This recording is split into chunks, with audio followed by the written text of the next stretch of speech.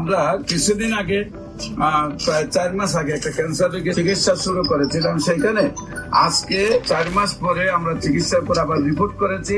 সেই রিপোর্ট গুলো আপনাদের সামনে তুলে ধরছি। বিশেষ করে আমরা এখানে বর্তমানে লিভারে যে অবস্থাটা থাকলে প্রায় 14 পয়েন্টের উপরে গেলে আমরা লিভার ফাংশনটারে প্রাথমিকভাবে ক্যান্সারে বা আলসারে ক্ষতিগ্রস্ত মনে করি। সেখানে রিপোর্ট করার পর টোটালি আল্লাহ রহমতে এত ভালো আসছে যে 4.3। এখন আপনাদের সামনে আমি রিপোর্টটা আপনাদের তুলে ধরছি। যেখানে 4 স্টেজ ওভার ছিল, কার্সিনোমা ছিল। রোগীর একটু সাক্ষাৎকার নিয়ে নেই। আপনার নাম কি? নাম জুলেখা বেগম। আপনার কি হয় উনি? আপনার নাম কি? আপনার কি হয় উনি? আপনার স্ত্রী জীবন সঙ্গিনী। তো আল্লাহ রসের সম্মতে আপনার স্ত্রী এখন কি অবস্থায় আছে?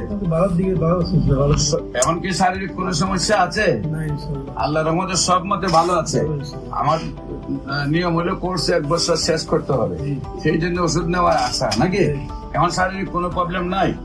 রিপোর্ট গুলা যে আপনি দেখাইছেন, রিপোর্ট গুলা তো আপনি আগে যে ডাক্তারকে দেখাইছিলেন সেই রিপোর্ট গুলা করার পর ডাক্তার বলছিল কি ক্যান্সার হয়ে গেছে।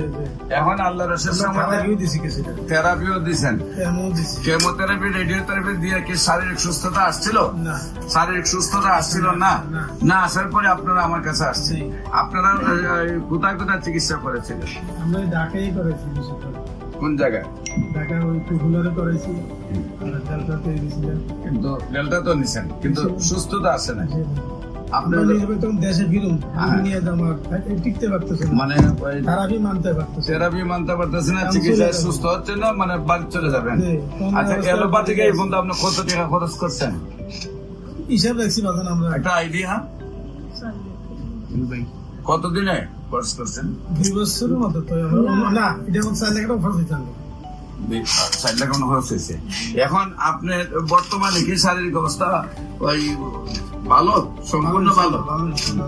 সম্মানিত দেশবাসী, বিশেষ করে যারা ডাক্তাররা আছেন, রেজিস্ট্রেড প্রাপ্ত ডাক্তাররা, অ্যালোপ্যাথিক, হোমিওপ্যাথিক, ইউনানি, আয়ুর্বেদে, হার্বালে যারা আছেন সরকারি রেজিস্ট্রেড ডাক্তার, যারা মনে করেন ক্যান্সার ভালো হয় না, তাদেরকে আমরা বলবো আপনারাও আমাদের সাথে 6 মাস সহযোদ্ধা হিসাবে কাজ করেন।